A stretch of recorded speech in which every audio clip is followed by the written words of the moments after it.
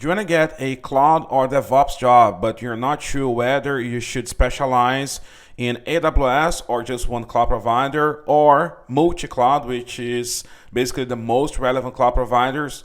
That was the same issue that John was facing on his career. So basically, John was not able to land any cloud job because he was not having the multi-cloud hands-on expertise on the major cloud providers, which are AWS, Azure, Google Cloud, and our cloud infrastructure.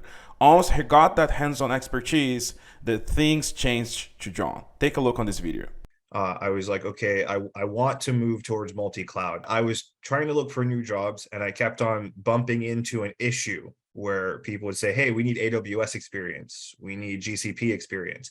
And they rarely would say, but if you have Azure, that's okay. It would be very rare that I would see a job saying, hey, we just need cloud, basic cloud experience. You can pick whatever cloud. It was always one, it was either GCP or AWS. And if I did get lucky and it was an Azure job, it was something a little outside of my wheelhouse. If I was going to get a cloud job, I would focus on multi-cloud. And that's a different kind of stress if you are working. But for me, not working, it was really stressful. I was worried about paying my bills. I was worried about all these things.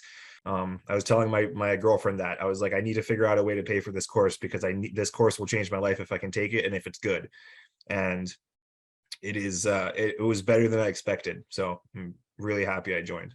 There's a path that I have to take. This is the path. Like, I don't have to. The biggest thing is I didn't have to jump around or buy a ton of different courses or like watch 50 different YouTube videos. It was all laid out and it was very well laid out. And so I kept on just going, if I just keep on doing this, like it will get better. Things will sort itself out. And I stopped focusing on my fear. I stopped focusing on worrying about having to pay all these bills, which is really, really hard because I'm this person that has to pay all the bills myself. And so it was really hard, but I focused as hard as I could just to get through the course. And that's a part of the resiliency is being hard-headed. I've always been hard-headed. I've been homeless before in the past when I was younger for a few different times throughout my life. And people would say, why don't you go do this particular job, like go work at a grocery store or something? And I'd always respond saying, no, I need to or want to work in tech, and I will do anything that I can to get that job. If you don't believe in this system and you don't believe in yourself, that means that you don't believe the system is teaching you what you need to learn.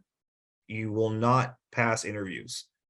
You have to believe that what you're learning here is exactly what's happening in the real world. I honestly thought I was not going to get the job.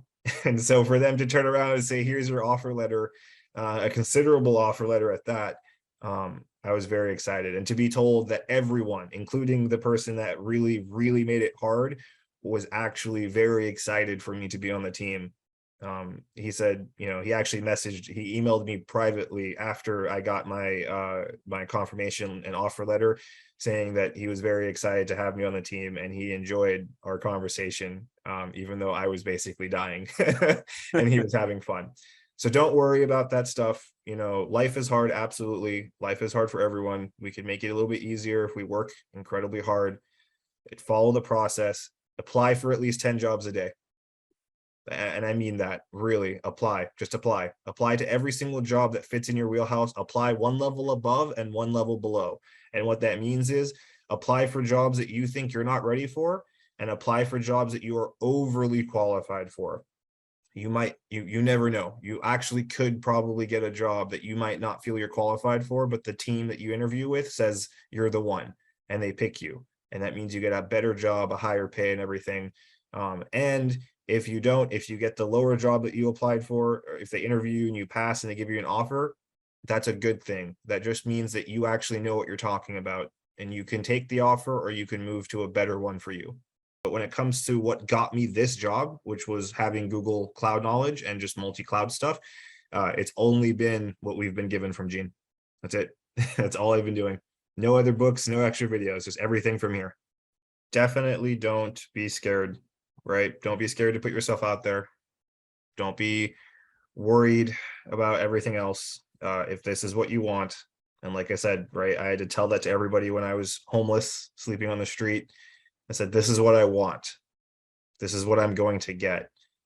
And I got it. I worked hard for it. And so one of the easiest ways to get things is to go grab them and to seek them versus just to wait. So definitely, you know, it sounds crazy, but I think you should be applying to 10 jobs a day or more. I have people reaching out to me now that for jobs that I applied to over a month ago. Hey, we're super interested. We saw your resume. We would love to get you in for an interview. And I'm, well, yeah, thank you, but I already have a job that I really like. You see that? And in addition to that, this article shows that 90 plus percent of the organizations will have a multi-cloud future, right? So multi-cloud is a new normal, as the article also says. And with all of that, I think you have already got the answer yourself, right?